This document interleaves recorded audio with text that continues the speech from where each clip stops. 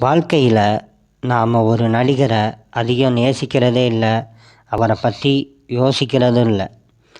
அவர் ஒரு சிறந்த நடிகன்.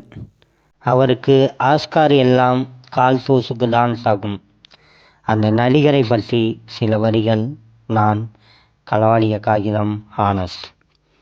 நாம் பிறந்தவுடன் சந்தோஷப்பட்டதை வெளியில் காட்டத் தெரியாத நடிகர். தமக்கென்று குடும்பம் வந்ததும் தனது தேவைகளை குறைத்த நடிகர்.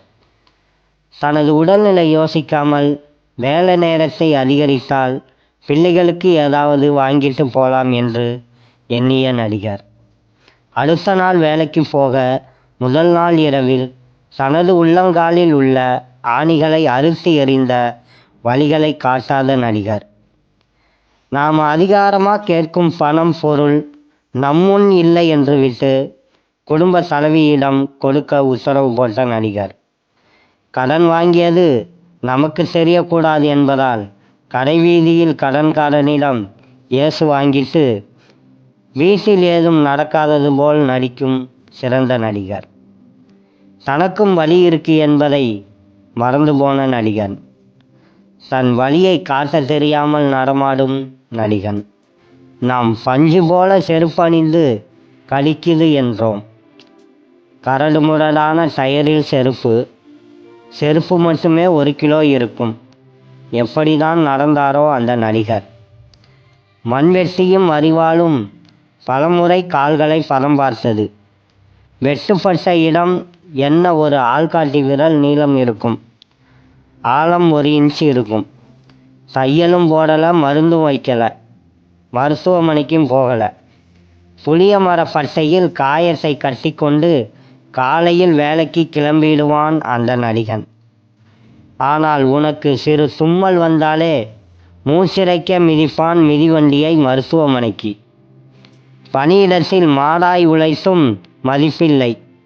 கண்டவங்கிட்ட கண்ட பேச்சு வாங்கியும் பெற்ற பிள்ளைகளின் பேச்சால் மனம் குளிரலான் என்றிருந்த நடிகனுக்கு ஒரு இன்ப அதிர்ச்சி.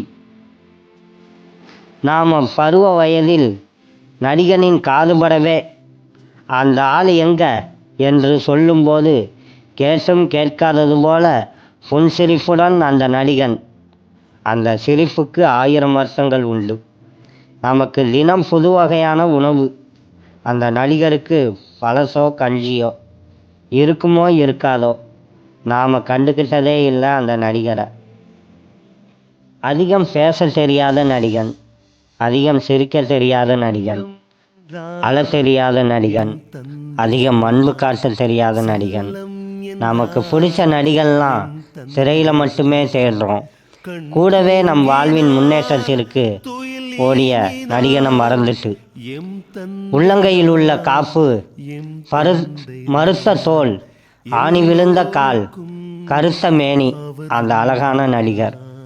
கொஞ்சம் அந்த நடிகன் கூட உட்கார்ந்து பேசுங்க, கொஞ்சம் சிரிக்க வைங்க. அதுவே அவருக்கு கிடைத்த நோபல் பரிசு, ஆஸ்கார் விருது எல்லாம் அதுதான் அவருக்கு. அந்த நடிகர் உங்களின் அப்பா தான். தன் அப்பாவை ஹீரோவாக்குங்கள் உங்களின் செயலால். உங்களின் அப்பாவை நேசியுங்கள். அடுத்த பதிவில் சந்திக்கும் வரை நான் களவாடிய காகிதம் ஆனஸ்ட்.